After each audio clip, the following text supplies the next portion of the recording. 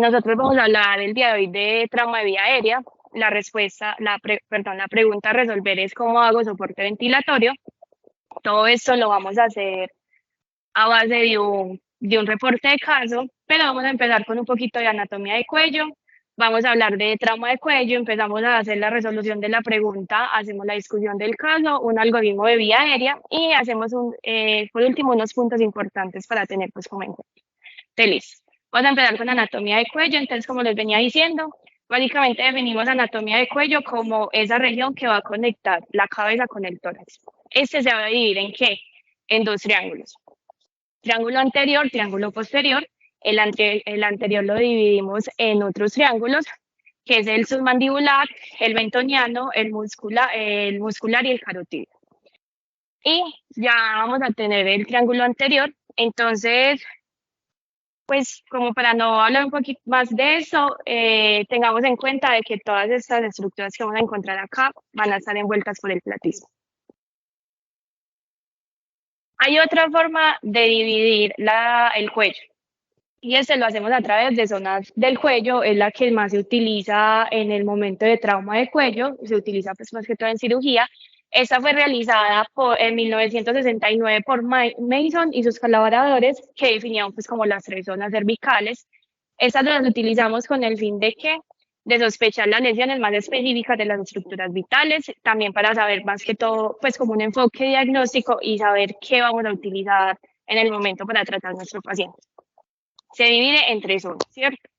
Desde esas tres zonas van desde la clavícula y pues empezamos desde la clavícula. Entonces, la primera zona va desde las clavículas hasta el clicoides. Aquí, qué importante vamos a encontrar las arterias vertebrales, la médula espinal, vamos a encontrar las arterias carotídeas y la tráquea. El segundo, ya hablamos desde que va desde el cartílago cricoides hasta el ángulo de la mandíbula. Aquí encontramos más que todo la zona, pues como la parte vascular del cuello. Y por último, tenemos la zona 3, que la zona va desde el ángulo de la mandíbula y va hasta la base inferior de la cabeza. Aquí seguimos encontrando lo que son las arterias carotídeas, la vena yugular, también encontramos lo que es la laringe, la tráquea la tráquea y la glándula paratiroides. Ahora sí empecemos pues con trauma de cuello y vamos a empezar hablando de un reporte de caso. Este reporte de caso es sobre el manejo de la vía aérea en trauma con lesión penetrante. Entonces, tenemos un paciente varón de unos 20 años que acudió al servicio de urgencias de otorrinolaringología presentando un traumatismo cervical tras accidente de bicicleta en carretera. No hubo signos de disnea ni otros signos de angustia alarmantes o síntomas de peligro de las vías respiratorias. El paciente se quejaba solo de dolor leve localizado en la región del cuello traumatizado. Entonces, hablemos antes de todo esto un poquito de epidemiología. Se considera de que el trauma es la primera causa de mortalidad en las edades tempranas del mundo. En Colombia, entre 2007 y 2017, 214.258 defunciones fueron asociadas a trauma, siendo casi el 88.2% hombres.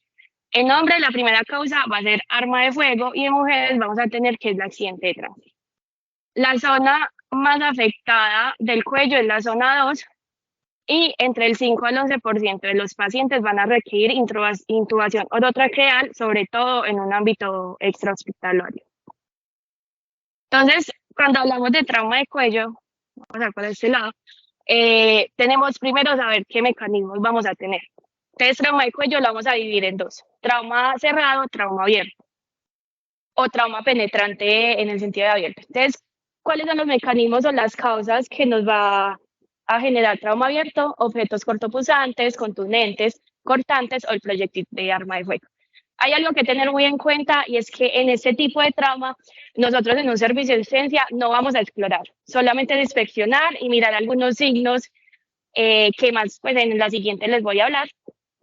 Eso no vamos pues como a meter, por decirlo así, bien, como a meter los dedos, a mirar, a tocar, porque podemos generar más daños al paciente. Y tenemos trauma cerrado, que puede ser por inspección, hiperextensión con rotación, compresión entre mandíbula y columna cervical con hiperflexión, aceleración y desaceleración, ahorcamiento y golpe directo. Entonces, yo como diferencio de que mi paciente tiene un trauma penetrante, un trauma cerrado, un trauma penetrante es porque el músculo platisma está roto. Con eso yo ya sé que mi paciente tiene un trauma penetrante. Entonces, lo que les hablaba de cómo más o menos saber si es real o es algo de sospecha. Entonces, vamos a tener unos signos y síntomas. Esto se llaman signos duros y signos blandos. Se dividen en los tres sistemas que podemos encontrar, que va a ser el vascular, la vía aérea y la vía digestiva. Entonces, en el vascular, ¿qué vamos a encontrar de signos duros? Hemorragia activa, hematoma pulsante, el soplo, ausencia de pulsos temporales o un choque refractario. En signos blandos, ¿qué vamos a encontrar? Que haya una historia de sangrado, que hayan hematomas estables, que haya una alteración neurológica o una disminución de los pulsos temporales. En vía aérea, ¿qué vamos a encontrar? En los signos duros, en la salida del aire por la herida, la disnea severa. En blandos, ya es la hemoptisis, el enfisema subcutáneo, el estridor y la disfonía. Y por vía digestiva, encontramos en signos duros la salida de saliva por la herida, el sangrado rutilante por la cavidad oral, la disfagia y la hematemesis para de los signos blandos. Entonces, hablando ya un poquito del caso que les venía comentando, al paciente en el examen físico le evidenciaron una lesión penetrante en la región cervical anterior derecho, identificaron un colgajo de tejido musculocutáneo sobre la lesión. Esto ya nos habla de que posiblemente sea un trauma abierto. Detrás de esta lesión se escucharon un flujo de aire durante la respiración y la fonación. También a la palpación que se apreció un pequeño enfisema subcutáneo cervical y realizaron una endoscopia nasal flexible que muestra que no hay lesiones laringeas y tiene movimientos de cuerdas vocales conservados. Bueno, entonces, cuando estamos hablando de trauma de cuello, es muy importante que tengamos, bueno, no un trauma de cuello, en todos los traumas, que sigamos las recomendaciones que nos da el ATLS. Entonces, es muy importante siempre iniciar con el enfoque primario de nuestro paciente, que va a ser el ABCDE, ¿cierto? Entonces, vigilar si la vía aérea está permeable o no está permeable, lesiones potencialmente mortales, si nuestro paciente está en choque, entonces en qué grado, y asimismo definir de qué manera vamos a compensar ese choque que nuestro paciente está teniendo. El déficit neurológico que el paciente puede tener y la exposición, que es muy importante, pues lo que hablábamos ahorita, y era pues de explorar muy bien a todos nuestros pacientes en búsqueda de otras lesiones que posiblemente sean muy pequeñas, pero que generen bastante síntomas. Entonces, siempre vamos a tener un paciente en el que vamos a tener distintos escenarios, ¿cierto? Entonces vamos a tener, por ejemplo, un paciente que esté estable y que no tenga ningún signo duro. Este paciente, ¿qué vamos a hacer con él? Se debe someter a un examen nasofibroendoscópico o realización de estudios imaginológicos para definir si el paciente tiene alguna lesión que nosotros no podemos detectar a simple vista y asimismo si requiere cirugía, que el cirujano defina cuál va a ser la manera más adecuada para intervenir a este paciente quirúrgicamente. Ahora, cuando hay lesiones menos significativas, se hace un manejo conservador. ¿En qué consiste este manejo conservador? Vamos a dejar en observación a nuestro paciente aproximadamente entre 12 y 24 horas, esperando si de pronto van a aparecer síntomas o descompensación del paciente. Y en este caso ya se actuaría de acuerdo a si el paciente está inestable o está estable.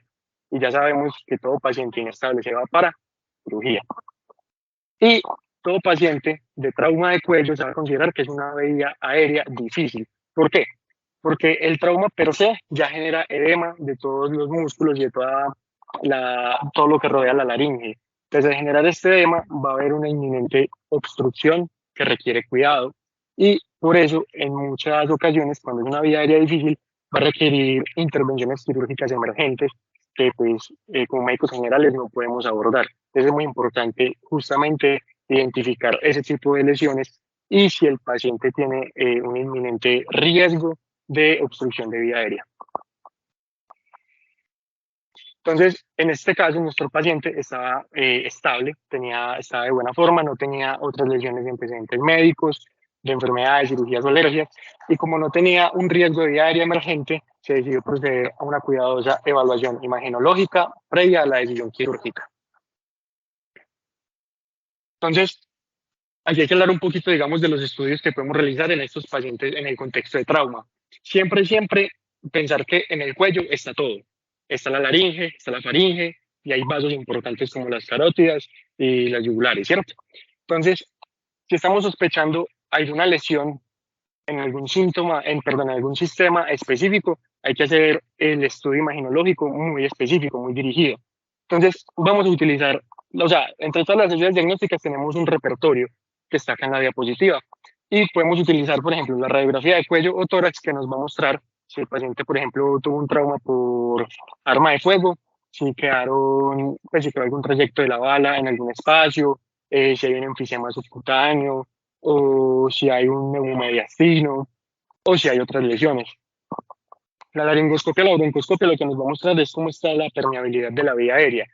Si está permeable, eso nos da un buen indicio de que podemos hacer una intubación orotraqueal, y si no, pues pensar en qué otras alternativas vamos a hacer para cuidar la vía aérea de nuestro paciente. La tomografía computarizada es muy buena porque, pues, como todos sabemos, la tomografía tiene muy buena definición en cuanto a la anatomía y es rápida de hacer. Y esta la utilizan sobre todo los cirujanos para definir cuál va a ser su abordaje quirúrgico. La endoscopia y o esofagograma, eso va a ser muy dependiente de los síntomas que tenga el paciente. Acá vamos a evaluar básicamente cómo está la fisiología de nuestro paciente en cuanto a la deglución. O sea que nos estamos enfocando al sistema digestivo. Y la angiotomografía sería lo ideal o lo indicado para aquellos pacientes en los que estamos sospechando un trauma vascular. Recordemos, muchachos, que también en la estabilización de la BCDE es muy importante hacer las medidas que eviten que el paciente se choque más, y entre ellas tenemos el uso de ácido tranexámico y en los sangrados masivos, pues hacer presión directa en el sangrado, o en algunos casos la inserción de la sonda Foley para evitar pues, que sangre más y que la bomba, sí, la bomba que tiene la sonda funcione como un tapón para ese vaso que está permeable y está sangrando. Entonces, a nuestro paciente se le realiza una tomografía que mostró que tenía una lesión entre el primer y segundo anillo traqueal, que está por aquí.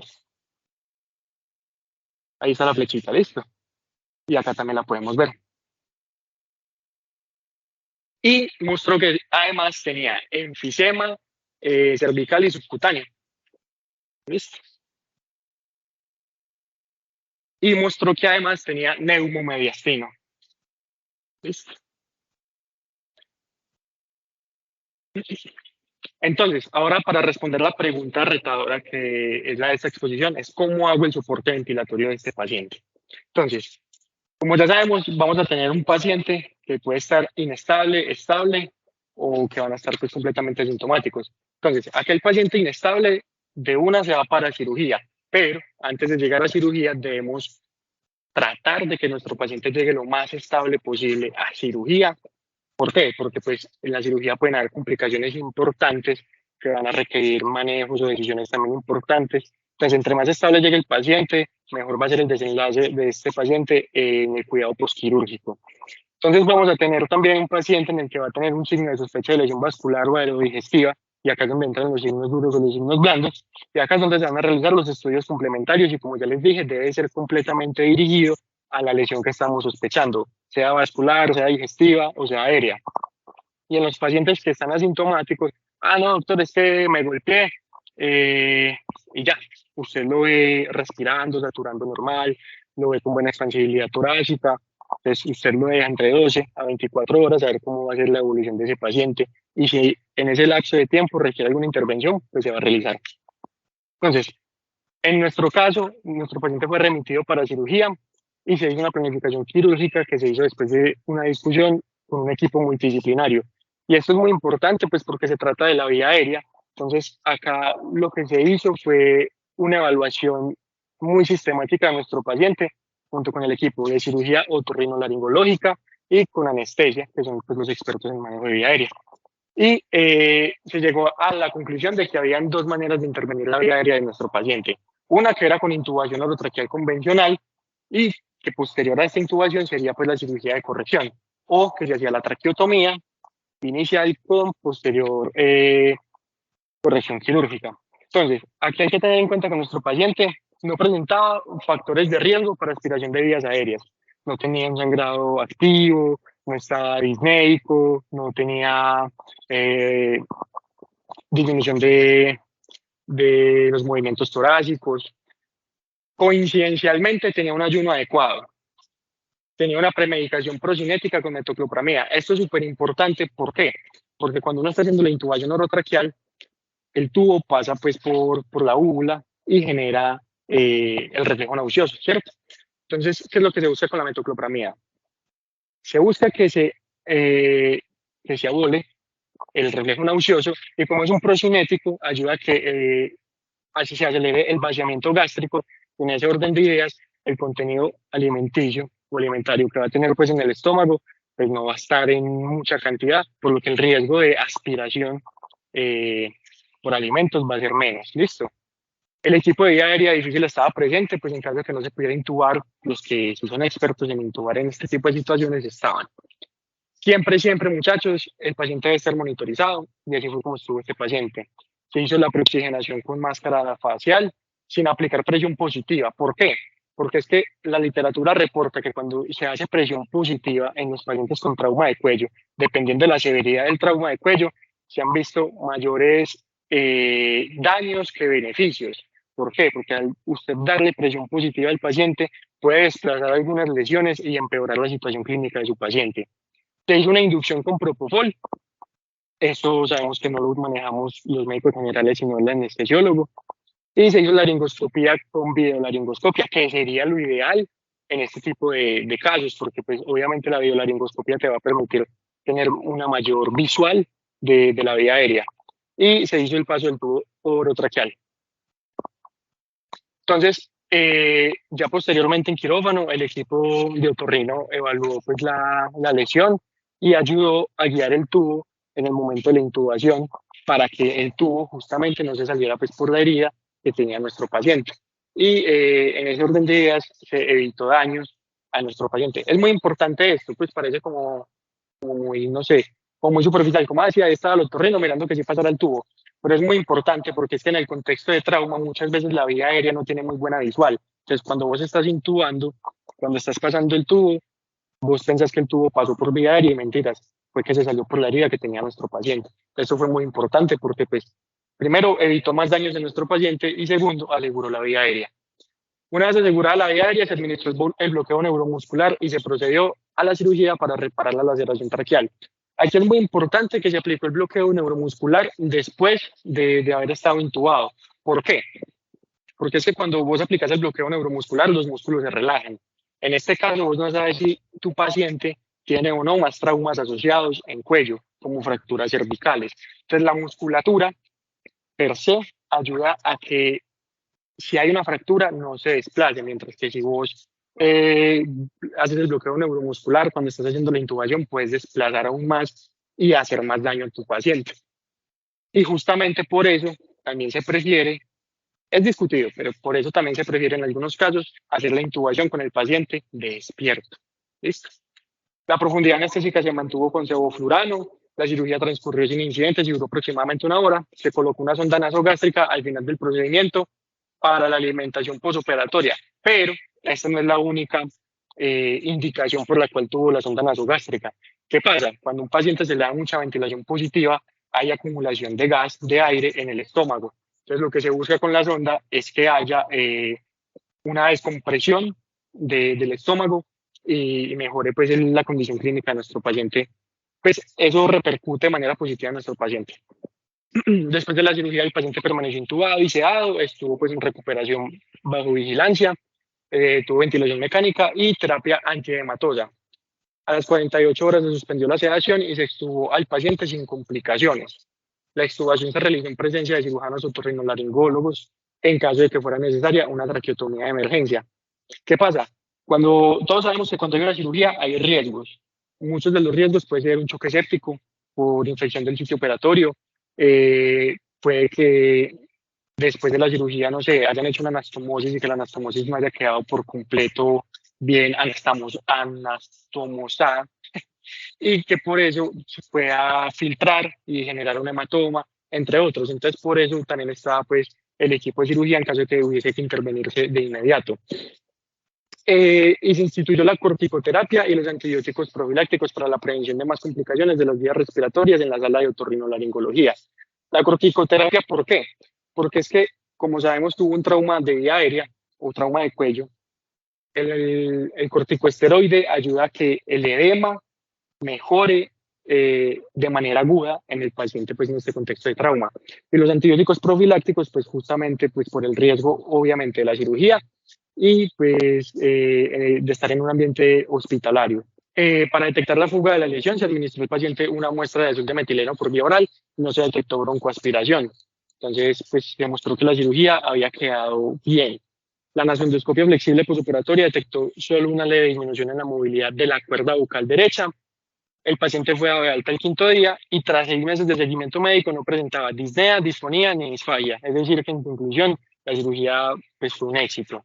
Listo. Ya hablando entonces un poquito respecto a la discusión del caso, ellos nos ponen pues como algunas cositas importantes que son que los signos comunes de la presentación como lo que es la tos, la disnea, la afonía, el estridor, la crepitación, la hemoptisis y el enfisema subcutáneo muchas veces no van a ser específicos. No me van a decir como, ay, es que mi paciente tiene un enfisema subcutáneo, entonces yo sé que esto es de vía aérea y ya. Puede que el paciente no tenga nada de vía aérea, tenga el enfisema y termine siendo algo de vía digestiva o termine siendo algo vascular. No hay una fuerte correlación entre el sitio anatómico de la lesión y la presentación clínica. ¿Por qué? Porque sabemos que no solo es que esté la lesión y ya, sino que puede haber que otras estructuras estén alteradas. Nos habla la literatura de que lo que es la maniobra de Selig y la presión clicoidea en el momento de realizar las inducciones de secuencia rápida no se deberían hacer, se tienen que evitar. La verdad, hoy en día muchas de las literaturas nos hablan de que estas dos maniobras no son utilizadas hoy en día.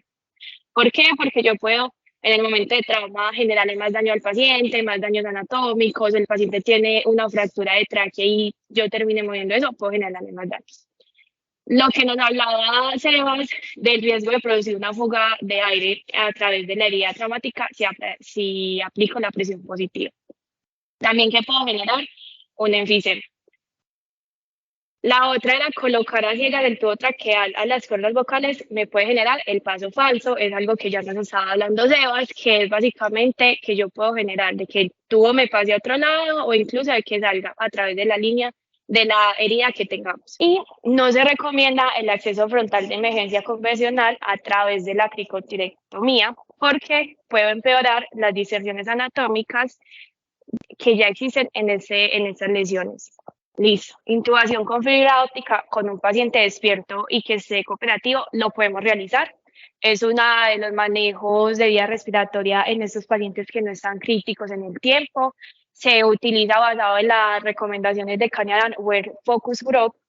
Pero en este paciente, ¿qué pasó? Que básicamente, a pesar de que tuviera todas estas heridas, tenía pues como la herida en la tráquea y todo eso, se pudo realizar de la forma convencional la intubación, pues como la que conocemos, porque teníamos un acceso directo y se podía ver adecuadamente las vías. ¿Qué pasa mucho y se considera en el momento del manejo de esas vías pues complejas, anticipadas? Es que todo eso depende de los factores humanos, todo depende del equipo que se tenga, todo depende de quiénes estén haciéndolo y eso. Y ya por último, pues Eva nos va a terminar hablando respecto a lo que es la teoría de las que nos habla ya con la parte de la intubación difícil no anticipa en estos pacientes. Bueno, entonces para hablar del manejo de la intubación difícil, la guía nos propone que hay 3 maneras de hacerlo. O sea, que tenemos muchas formas de hacerlo. Lo ideal es que podamos hacer la laringoscopia y en ese orden de ideas poder hacer la intubación. Acá, ahorita les explico mejor cómo se tiene que hacer, ¿cierto? Luego están los dispositivos supraglóticos, que en la siguiente diapositiva les muestro cuáles son, pues, cuál es el ideal, que es fácil de utilizar, que está disponible. Y posteriormente, si falla, se va a preferir o se va a utilizar como medida la ventilación pues, por máscara facial. Y en caso de que esta tampoco funcione, la cricotiroidotomía. Entonces, esta es la máscara laringea. Ahí disculpan pues la calidad de la imagen, pero me gustó ver porque tenía pues las partecitas de la máscara. Entonces, esto se utiliza en caso pues de que de que la laringoscopia no nos funcione. Entonces, ¿qué pasa? Cuando vamos a hacer la intubación, siempre es muy importante que hagamos la preoxigenación, casi que todas las P's de la secuencia rápida de intubación, que posición, preoxigenación, premedicación. En este caso, teniendo en cuenta que la premedicación no va a ser para inducir del todo al paciente, sino pues como para que tenga justamente, en el caso de nosotros, la medida procinética para evitar pues ese reflejo nauseoso, ¿cierto? Entonces se va a intentar pasar el tubo orotraqueal y es muy importante que aquí nada más tiene 3 intentos. Si usted en el primer intento no pudo, busque un compañero, un amigo, un especialista que tenga mayor experiencia que usted para que haga el siguiente intento.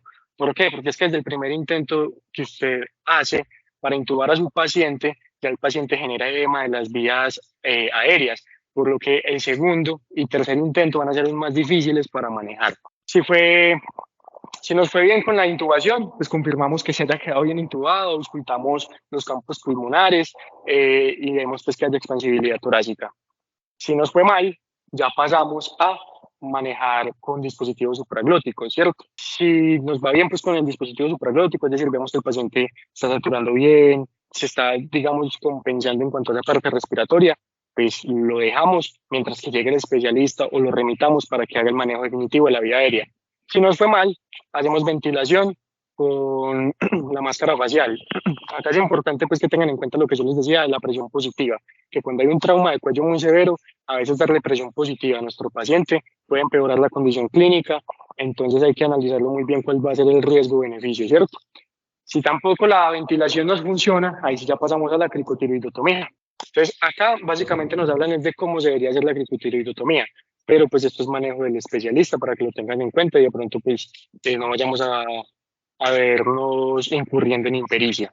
Entonces, acá les traemos otro reporte de caso, pues chiquito, porque es que nosotros nos preguntamos mucho como, bueno, ¿qué hacemos? ¿Será que se intuba? ¿Será que se hace la cricotiroidotomía o se hace la traqueotomía? ¿Se hace despierto o se hace con el paciente sedado? Entonces, la respuesta de todo lo que logramos recolectar en cuanto a bibliografía es que depende. Por ejemplo, a este paciente intentaron intubarlo, pero cuando estaban haciendo la videolaringoscopia se encontraron con esta imagen que está a la derecha, y es que tenía una espada en su cuello que le estaba obstruyendo el 75% de la vía aérea, entonces el tubo no pasaba por ahí. Pero o sea, ya estaban intubándolo, pásame el tubo, Tim. Cuando estaban mirando, no pasa. Es que decidieron con este paciente posteriormente hacerle la cricotiroidotomía, que fue pues la vía aérea más indicada, pues por lo que el tubo les estaba estorbando para el paso del tubo. Entonces, ¿cuál se prefiere, cuál no? Pues es muy debatible porque es que en realidad va a ser muy dependiente del contexto en el que tengamos a nuestro paciente. Si usted, por eso era importante lo que yo les decía, si usted hace la laringoscopia y usted ve que tiene una vía aérea permeable y usted alcanza a ver las cuerdas vocales y usted está seguro que el tubo pasa, pásele el tubo. Pero si usted se encuentra con una vía aérea en la laringoscopia en la que encuentra esta imagen que está acá abajo a la derecha, pues ya usted de entrada sabe que el tubo no va a pasar por ahí, tiene que buscar otra medida de asegurar esa vía aérea. Listo, entonces ya pues como finalizando, vamos a tener el manejo de trauma de cuello, tanto cerrado como abierto, va a ser complejo. En muchos casos, ¿qué vamos a necesitar? Anestesiología y cirugía. Siempre, siempre, siempre recomendaciones de la TLS. Y como lo decíamos, lo primero que la TLS nos dice es siempre maneje de manera temprana la vía aérea, es lo más importante. Entonces, los principales manejos de la vía aérea que va a hacer, identificar cuál es la lesión de la vía, asegurar de colocar la punta del tubo traqueal distal a punto de la lesión sin causar más traumatismo de la vía aérea.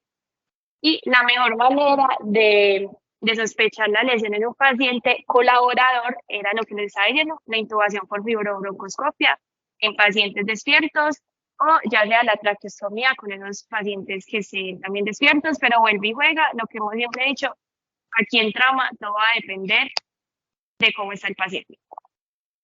Y por último, lesiones severas, siempre vamos a necesitar manejo quirúrgico inmediato y aquellas que no están emergentes, vamos a utilizar las imágenes la que más utilizamos va a ser TAC, pues como para realizar todo eso. Entonces ya, eso era pues como lo último de nuestra charla. Muchísimas gracias.